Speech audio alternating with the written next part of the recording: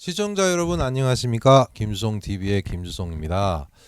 어떠셨는지 모르겠는데요. 북송교포 이야기 제 어린 시절 과거사지만은 대단한 건 아니지만 좀 소박함 속에서도 당시에 김수송이가 그렇게 살았다 하는 걸 여러분들에게 말씀을 드리는 겁니다. 일단 이야기는 계속 이어지겠는데 또 북한에 가기 전까지 일본에서 제가 어떻게 살았다는 거를 조금씩은 알게 되시리라고 보는데요. 전 시간에서 학교 생활 조금 더 이야기를 해야 될 것 같은데 일단 우리 학교라고 하는 이게 조선학교죠. 조선학교의 영역이 어찌 보면은 정말 그 어린 제 마음에도 이 모교회라고 할까요? 그런 것처럼 있었어요. 그래서 학교 가는 것이 재미있었어. 예.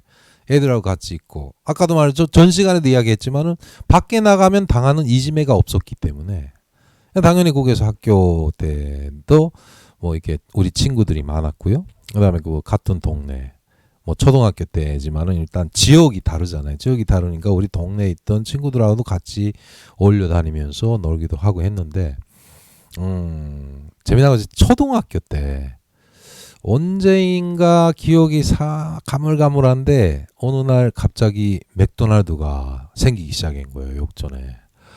와, 그때 맥도날드 생겨가지고 그 햄버거를 처음 먹었을 때 뭔가 새로운 문명을 찾은 것처럼 막 미친 듯이 햄버거를 먹었던 기억이 나는데, 근데 그 햄버거를 먹자니까 돈이 모자랐어요. 용돈 가지고. 근데 우리가 그때 용돈이 하루에 100엔인지 200엔인지 그렇게밖에 할머니가 안 주셔가지고 상당히 빈곤한 학생이었는데, 근데 그 학교 갔다 오다가 그 초등학교 3학년쯤 되면은 이 지하철이랑 그런 거 탄다 그랬잖아요. 그러니까 오다 그걸 사 먹어요. 사 먹은 다음날 그 기차 탈 돈이, 그러니까 그때 당시 전기권 기억나시죠? 아마 예전에 지금은 교통카드를 하는데 예전에 그 전기권이 있었어요. 전차 전기권하고 버스 전기권하고 있었는데 이거 버스 같은 건 한 달치, 그다음에 전차는 아마 내 기억에 15일인가 20일짜리였어요. 플라스틱으로 이렇게 된 거. 그리고 그때 당시도 일본에 그 지하철 하게 되면 자동 게이트가 있었거든요. 제가 어릴 때지만. 그래서 자동 게이트에 똑같아요. 지금도 일본이 가면 그 게이트, 그다음에 이 발매기, 표 파는 거, 그것도 다 똑같대요. 이렇게 어디까지 역전에 150엔, 200엔 이런 단추들이 각자 있어가지고 이렇게 누르고 사는 그런 거였는데, 어릴 때니까, 그때 당시 할아버지 할머니가 그 교통비를 그 선불로 많이 주셨어요. 그러니까 열흘치면 열흘치, 일주일, 너무 X가 크면 안 되니까 일주일이면 일주일치 하다 보면 거기 1000엔 정도 되는 거예요. 자, 용돈은 어떻게 마련을 확보를 해야 돼. 어떻게 하겠습니까? 무인승차죠. 그래서 이게 학교 갈 때 거기 게이트가 이렇게 가운데가 이렇게 열렸다 닫혔다는 그 밑으로 슬쩍 가는데 그 옆에 영무원이 그 옆에 감시하는 데가 있잖아요. 그 사람이 싹 밑에를 보거나 이렇게 눈치 싹 보다가 있을 때 그 밑으로 싹 기어 들어가서 그 다음에 무인승차를 했던 그런 기억이 나는데, 한 번은 그때가 햄버거도 먹고 싶기도 했지만 더 저한테 절실했던 건 뭐냐면은 72년도인지 3년도부터 이소룡이 아시죠? 이소룡이 그 액션 배우 쿵푸, 그 영화가 완전히 일본 전국을 휩쓸었어요.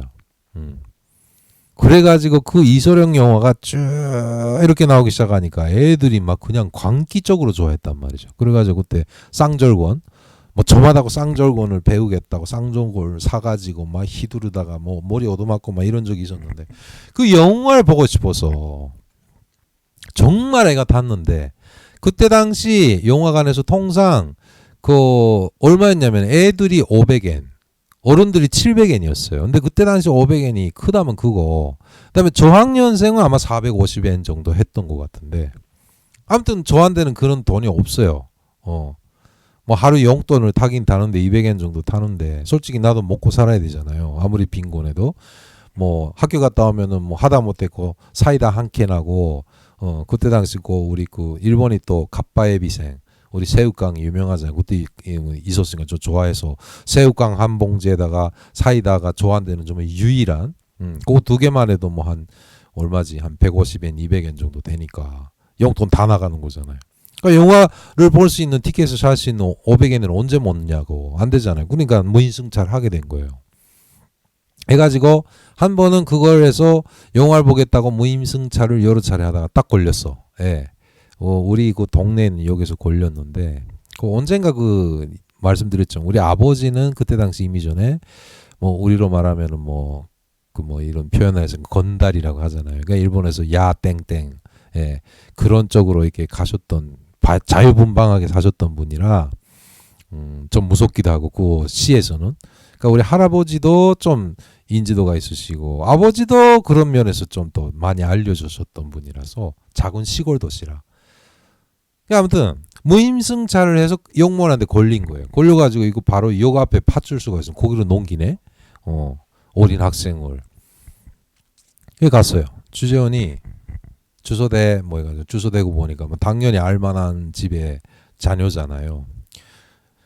그 다음엔 집에다 통보는 안 해요. 어차피 해봤자니까 내가 그래서 뭐 집에다 알리지 않고 그냥 너 두 번 다시 그러지 마 하고 그냥 그 딱밤 하나 딱 때리고 가라고 했는데 맞으니까 좀 아픈 건 둘째치고 좀 이게 뭔가 자존심을 좀 어디서 기분이 안 좋았어요. 그게 야 이건 무슨 뭐 그렇다고 때리기까지 하냐 뭐 지금 같으면 난리 나지만 그래서 집에 갔어요. 갔더니 아버지가 마침 집에 계셨는데 내 인상을 뜩 보더니 너 뭐야 왜 이렇게 학교 갔다 왔는데 기분이 안 좋아 그래서 그 이야기를 했어요. 하지 말아야 될 걸 했더니 아버지가 갑자기 그냥 누구 아들한테 손을 댔냐고 그 성격이 우악 일어나서 당장 차에 타 해가지고 근데 그쪽 거 부류 형님들은 그때 당시도 외제차를 많이 타셨는데 우리 아버지도 그때 그 뷰익인지 뭐 자 그런 거 미국 차를 타셨어요. 엄청 커요 그냥.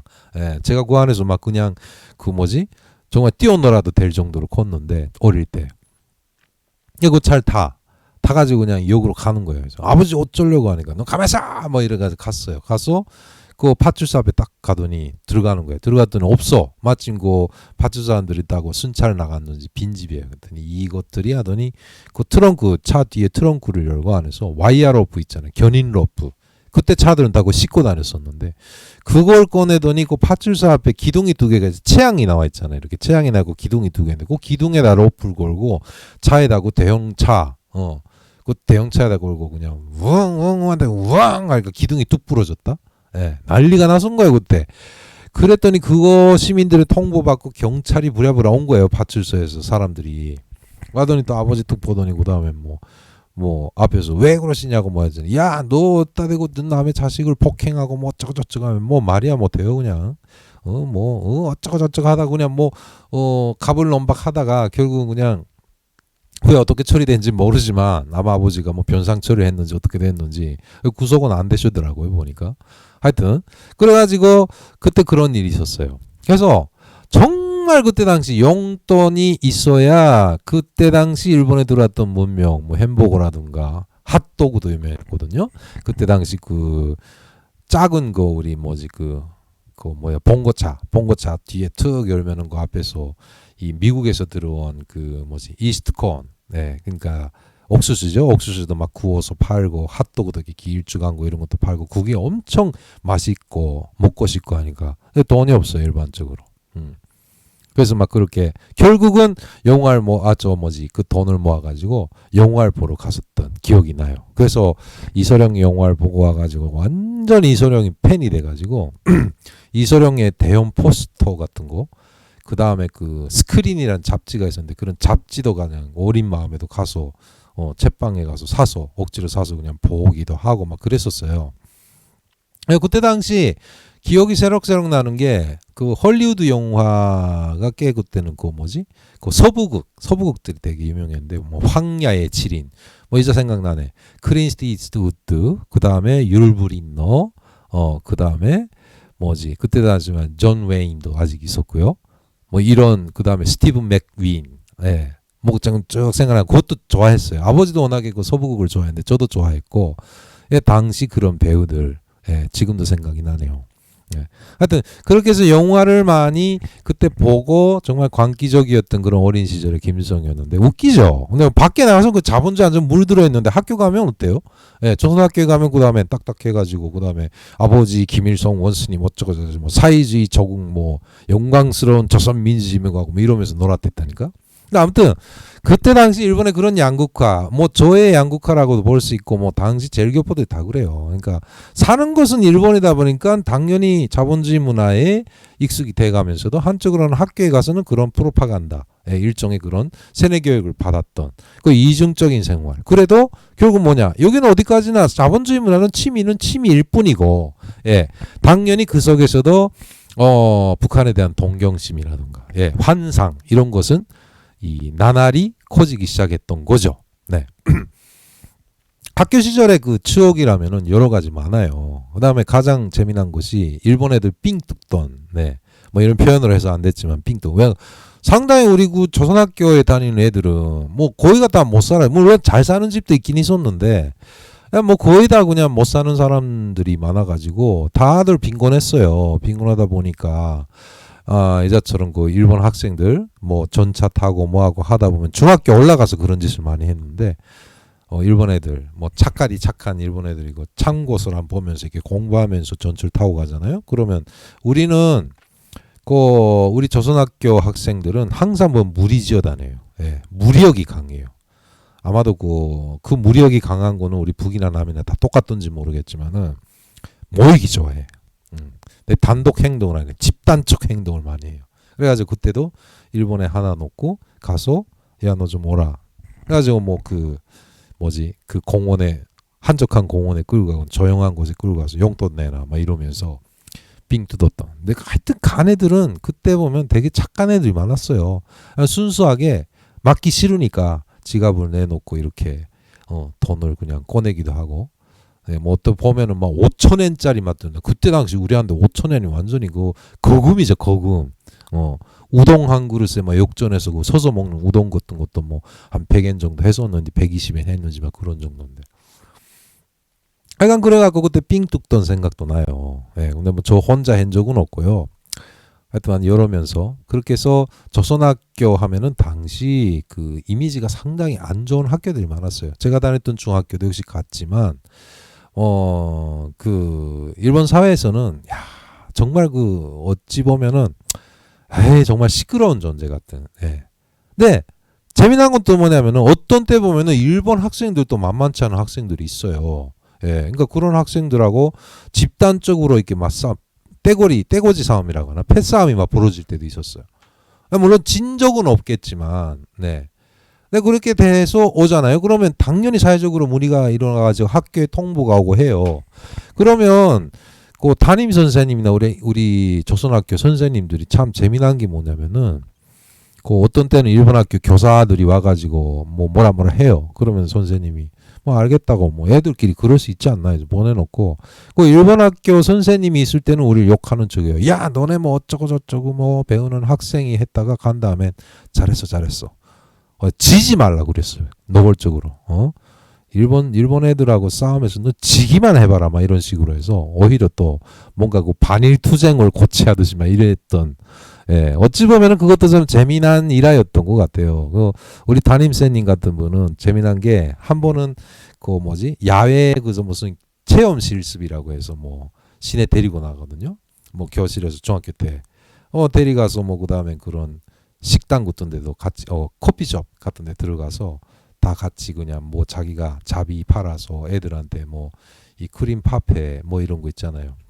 아이스크림이라는 그런 거 사서 주기도 하고 참 정감이 가는 그런 선생님이었던. 제가 커서 최근에 그 어떤 그 제일교포 출신 그 싱가포르 대학에서 연구를 하는 친구가 하나 있는데 그 친구가 여러 가지로 해서 저도 인터뷰를 하다 보니 옛날 제 담임 선생님도 찾아뵙기도 하고 해서 물론 다 돌아가시고 해서 재회는 하지 못했습니다.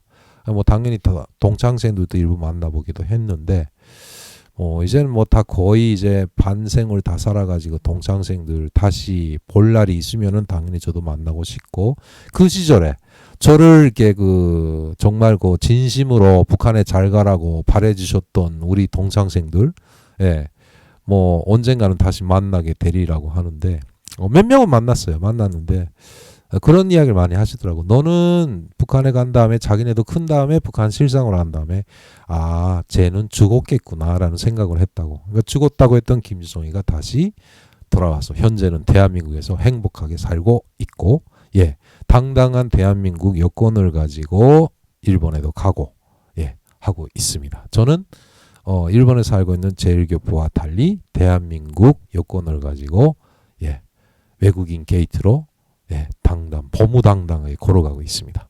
자, 김성TV였습니다. 다음 시간을 기대해 주시고 북송교포 이야기 계속 재미있다면 구독과 좋아요를 부탁드리고요. 역시 뭔가 새록새록 나의 과거사를 이야기하니까 이야기를 하는 저도 재미있는 것 같습니다. 많은 부분 공감해 주시고 여러분들의 응원이 저의 방송에 도움이 됩니다. 네, 다음 시간을 기대해 주십시오. 안녕히 계십시오.